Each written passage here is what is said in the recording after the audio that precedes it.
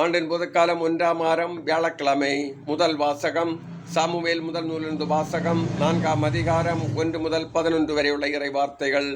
அந்நாட்கள் இஸ்ரேலர் பெலிஸ்தியருக்கு எதிராக போர் தொடுத்து எபனேசரில் பாளையம் இறங்கினர்.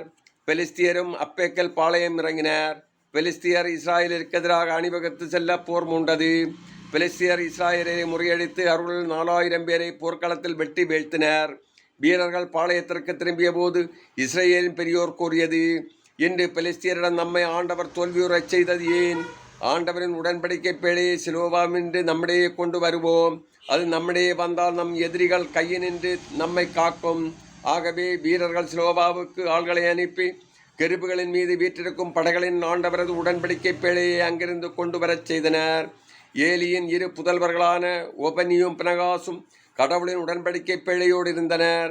ஆண்டவரது உடன்படிக்கை பேழை பாளையத்திற்குள் வந்ததும் இஸ்ரேலர் அனைவரும் நிலமே அதிரும் அளவிற்கு பெரும் ஆரவாரம் செய்தனர். இந்த ஆரவாரத்தை கேட்டதும் பெலிஸ்தியர் எபிரேயரின் பாளையத்தில் இப்பெரும் ஆரவாரம் கூச்சலும் ஏன் என்று வினவினர். ஆண்டவரது உடன்படிக்கை பேழை பாளையத்தினுள் வந்துவிட்டது என்று அறிந்து கொண்டனர்.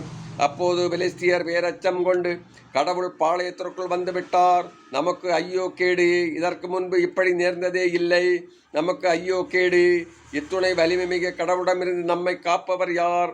இக்கடவுள்தான் எகிப்தியரை பாறை நிலத்தில் பல்வேறு வாதைகளால் துன்புறுத்தியவர். பெலிஸ்தியரே, துணிவு கொள்ளுங்கள், ஆண்மையோடு இருங்கள். எபிரேயர் உங்களுக்கு அடிமைகளாக இருந்தது போல நீங்களும் எபிரேயருக்கு அடிமைகளாகாதபடி ஆண்மையோடு போரிடுங்கள் என்றனர். பெலிஸ்தியர் மீண்டும் போர் தொடுத்தனர். இஸ்ரேலர் தோல்வியுற்று அவர்கள் ஒவ்வொருவனும் தன் கூடாரத்திற்கு தப்பியோடினான். அன்று மாபெரும் உயிர் சேதம் ஏற்பட்டது.